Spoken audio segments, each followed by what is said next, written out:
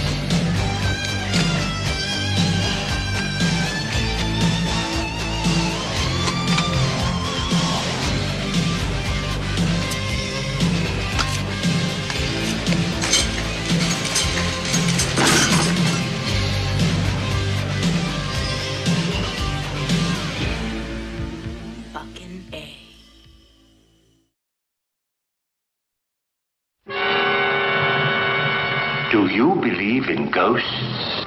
This is the night fear and horror walk hand in hand. This is Black Sabbath. Starring the incomparable Boris Karloff, the personable Mark Damon, and tantalizing lovely ladies of this and other worlds.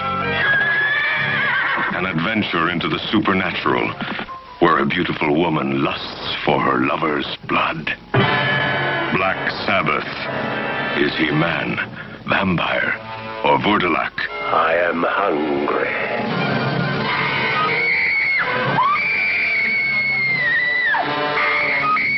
Black Sabbath in color.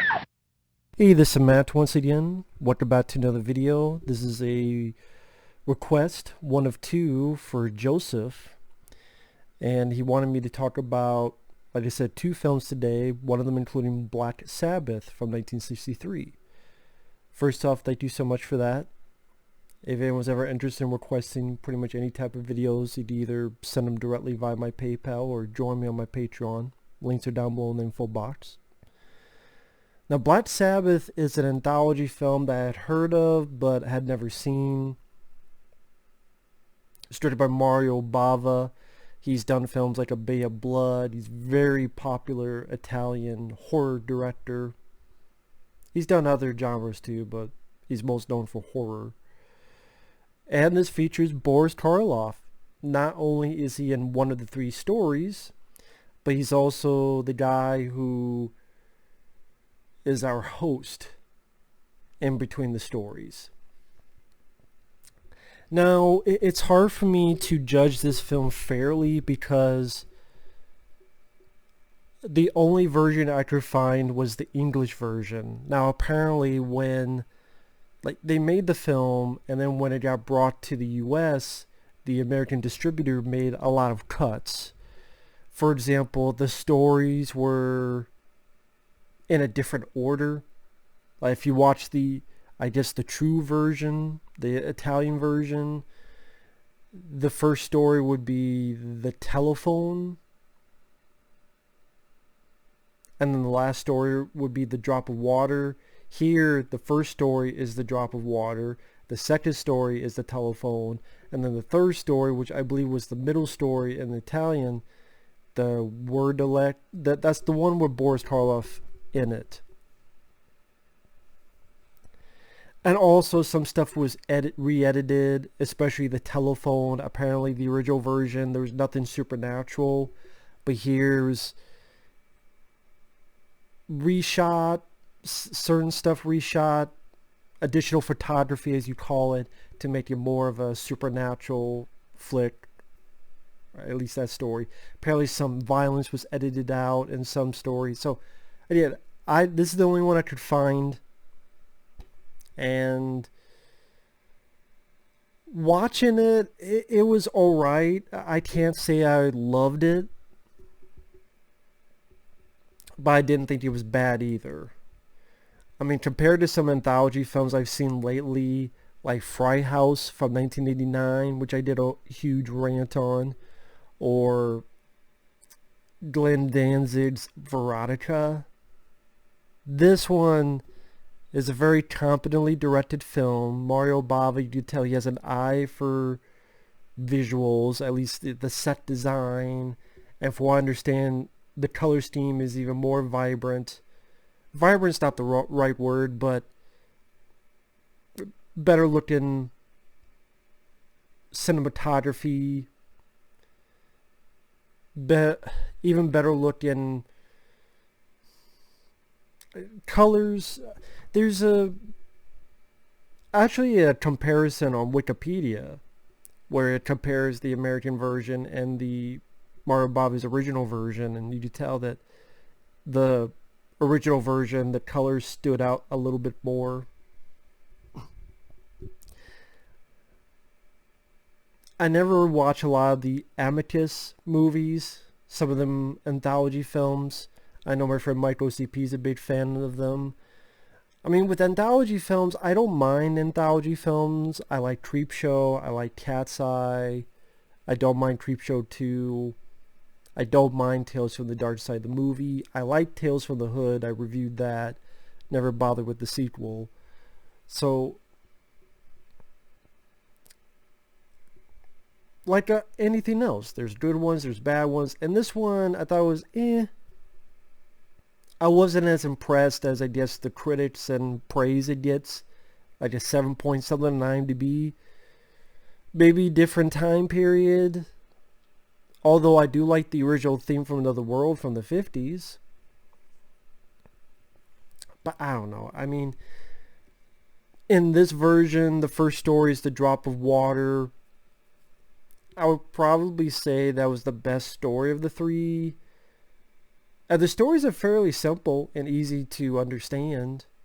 In that this woman thinks she was a medium, psychic, however you want to put it. She dies. A nurse is talking to a maid. The one lady steals a sapphire ring from the body. And when she does it, this glass of water goes over. You start hearing this dripping of water. And so when the woman that stole the ring goes home, strange things happen. She keeps hearing that dripping water. This fly keeps bothering her. And it's not too over the top. It's fairly subtle. And the body of the woman keeps appearing throughout this thief's... I think she was the nurse. This thief's place. The look of the dead body is fairly creepy, disconcerting. For a second, she looked like if Frankenstein's monster had a mom. That's what the face kind of looked like. If Boris Karloff's Frankenstein monster had a mother. But I thought that was definitely a memorable look. A fairly creepy look. Certain ways scenes are staged where there's one where the body seems like it's floating towards, and how the usage of sounds where you keep hearing either the fly or the dripping of water. And you know, this thief stealing from a dead body, that's why you shouldn't steal from dead bodies. And like I said, it was alright. Like some of the other story, it just, maybe because I grew up with anthologies like Creepshow and Tales from the Dark Side and Cat's Eye, and where they showed a lot more and there were definitely a bit more to them on whether it be style or effects or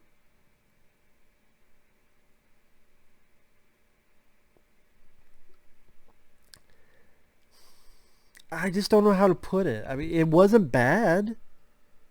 It was all right. But I just wasn't one of those people that got blown away. But on the flip side, maybe that's based on the time period it came out, 1963.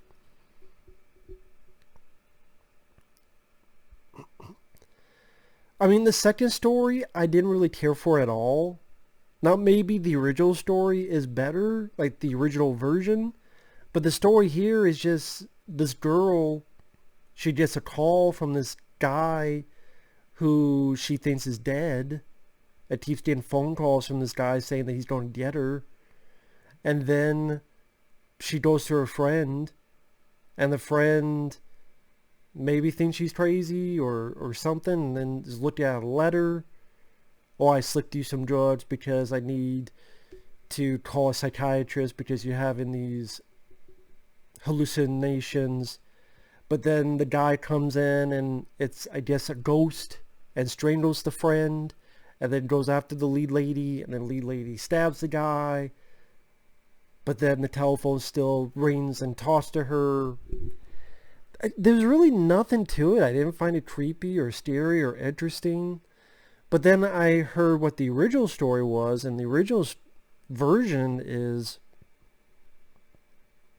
sounded a bit more interesting, where there was no supernatural. It was a call girl, which in the version I saw, they didn't really mention that they were call girls or hookers. And she kept getting these phone calls from this former pimp that she had put into prison, and she went to her friend, and then I guess the twist was the friend, she was calling the lead lady to get her scared enough to come to her and stay with her, because the friend was attracted to her. So there was a bit of lesbian stuff. Not sex stuff, but lesbian tangent.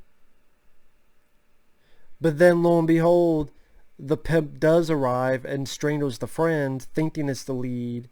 He's like, oh shit, I strangled the wrong person. And then the lead lady stabs the guy, and there you go. So yeah, that does seem like a plot that's a bit more interesting, a bit more...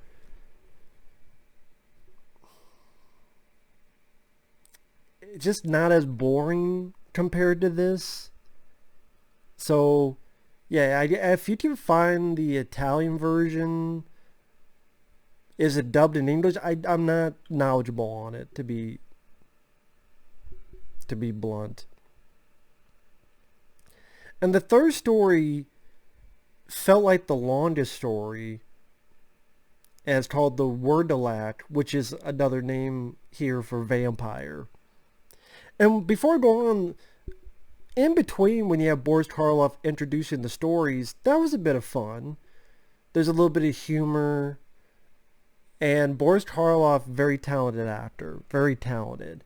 I mean, yeah, he's known for horror, Frankenstein, Bride of Frankenstein, Son of Frankenstein. Some of the stuff he did with Bela Lugosi, like The Invisible Ray and The Black Cat.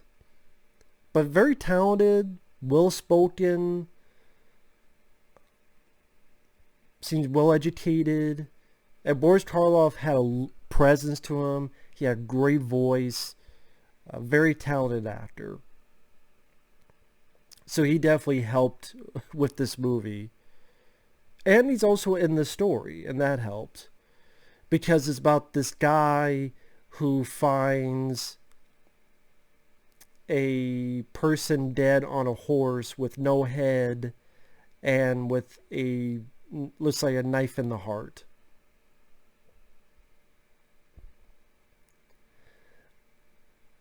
And one thing I gotta say about the film, which was a bit of this in The Drop of Water and also in here, there's some nice looking shots. Like the sets, the designs of these dark, either caverns near the end of the Boris Karloff story,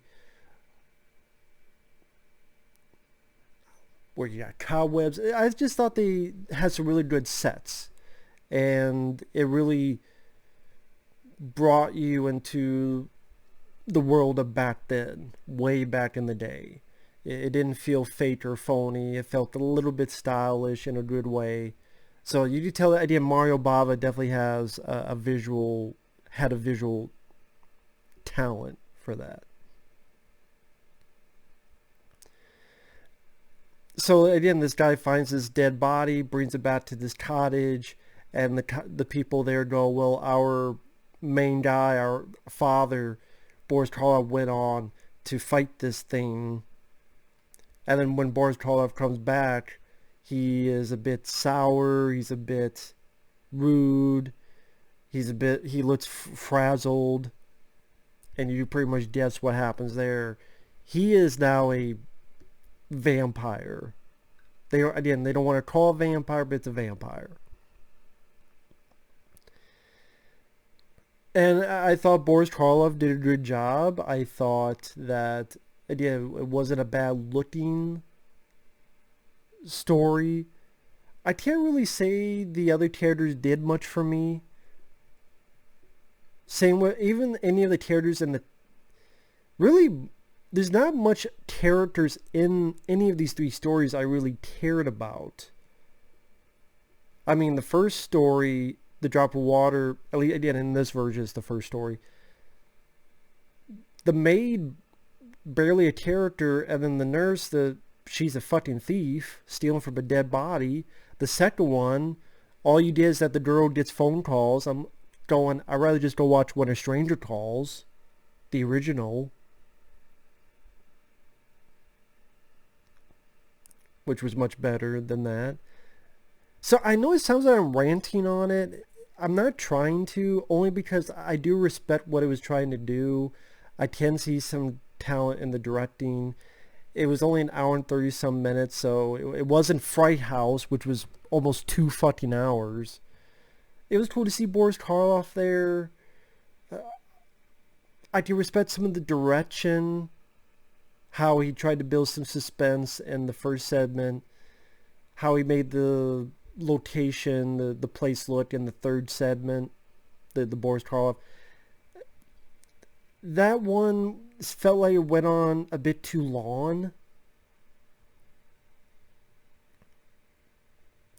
Either Boris Karloff takes a kid, and then the kid comes back, but you know there's something up with him. The mom wants out to see the kid, but the father goes, no, there's something up with him. So the mom stabs the dad, and then when she opens the door, there's Boris Karloff.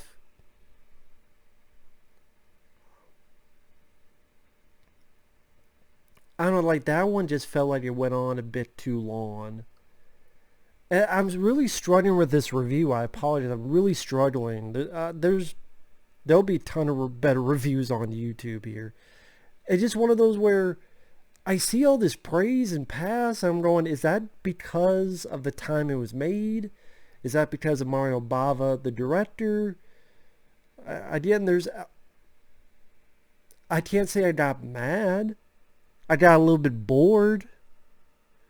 But maybe because I'm just from a different mindset. People go, well, you just hate older films. I reviewed older films like Dracula, Frankenstein, The Invisible Man, which that was 1940, I forget, 30s or 40s. I like those movies. I like Bride of Frankenstein. I like The Thing from Another World in the 50s. So no, it's not just because it's older. I mean,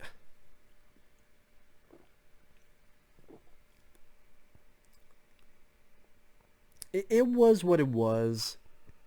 I'm just repeating myself. It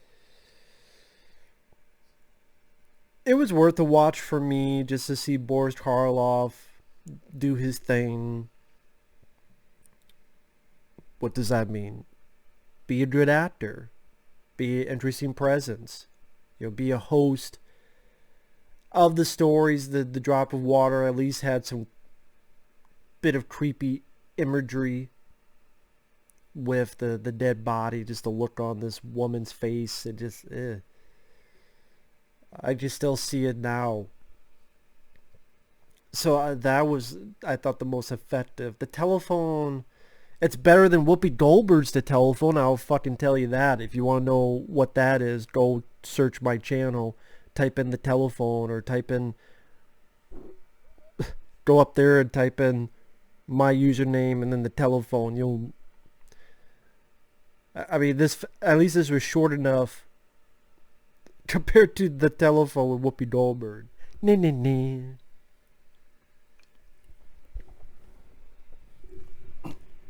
And yeah, it wasn't the best, it wasn't the worst. It was meh.